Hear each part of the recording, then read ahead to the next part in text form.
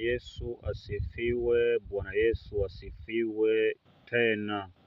Tunalihubiri neno lake ambalo ndilo ukombozi wa mataifa yote, kwa jina la Baba na la Mwana na la Roho Mtakatifu. Amina. Mwenyezi Mungu wa mbinguni apate kutubariki na kutuongoza katika kulihubiri na kulitangaza neno lake. Neno la Mungu linasema Mwenyezi Mungu alitengeneza mema ili sisi tuyatende mema na sio mabaya. Hivyo tunajua aliyetuleta katika dunia hii ni mwema. Hivyo katika wema wake, ili tuweze kuishi katika mema yake, alitengeneza mema ili sisi tuweze kuyaishi. Hivyo basi, ni kwa nini Mwenyezi Mungu alitengeneza mema? Ni kwa sababu yapo mabaya. Pale ambapo tunakuwa tunaona haya ni mabaya, tusiyafate, tufate mema ya Mungu ili aweze zaidi kututenga na mambo mbalimbali ambayo ni mabaya. Bwana Yesu asifiwe tena. Hivyo tunapoendelea kufata mema ya Mungu, ndipo tunapoendelea kujitenga na adui. Ina maana adui hatoweza kutugusa kwa sababu tutakuwa hatupo katika hatia zake. Tukienda katika kitabu cha Waefeso wa pili sura ya 10 kinasema kwamba maana tu kazi yake tuliumbwa katika Kristo Yesu tutende matendo mema ambayo tokea awali Mungu aliyatengeneza ili tuyatende. Hivyo hapa tumekwisha kuona kwamba Mwenyezi Mungu aliyaumba mema ili sisi tuyatende hayo mema na sio mabaya. Hivyo tunavyoenda katika mabaya, tunajua kabisa yupo shetani ndio mwenye hayo mabaya. Hivyo basi Yesu Kristo alikuja katika ulimwengu huu ili tusiweze kupita katika hizo nguvu za giza. Hivyo kiumbe ambacho kilichopo katika dunia hii kinatenda kazi mpaka majira haya kazi bado zinaendelea. Kipo bize sana kumtaka mwanadamu aweze kuikosa mbingu. Hivyo basi kiumbe hicho tunasemaje? Kiumbe hicho ndio yule ambaye tunasema ni Mungu wa dunia, ambaye ndio mfalme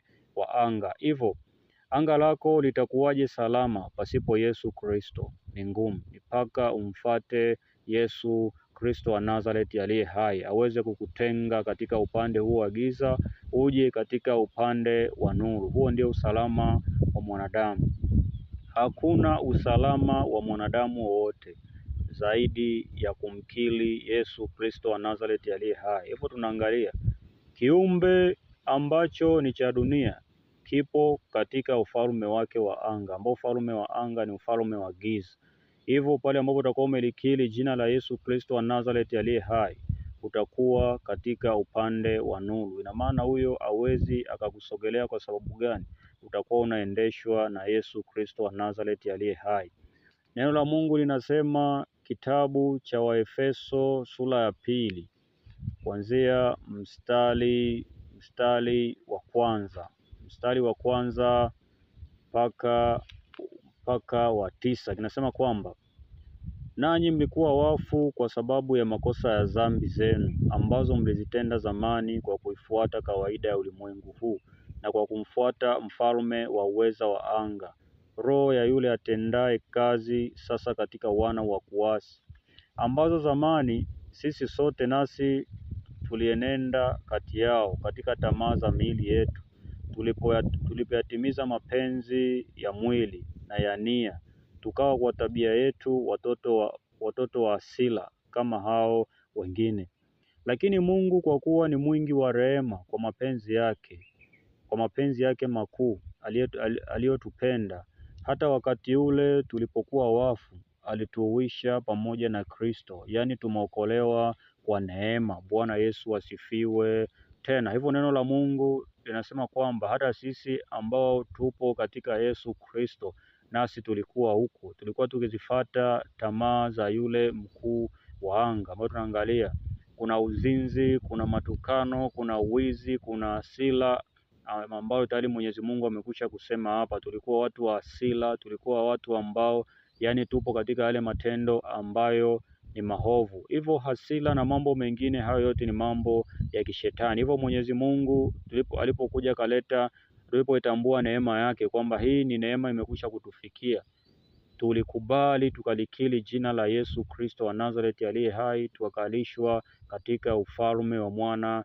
wa pendo lake. Bwana Yesu asifiwe. Tena hivyo basi tumekwisha kutambua kumbe katika dunia hii, kama ukiwa upande wa giza, basi tutegemea kwamba kuna mfalme wa anga ambaye anatenda kazi zake, na kuna watu ambao tayari wanamtumikia, wanamsaidia kutenda pia kazi.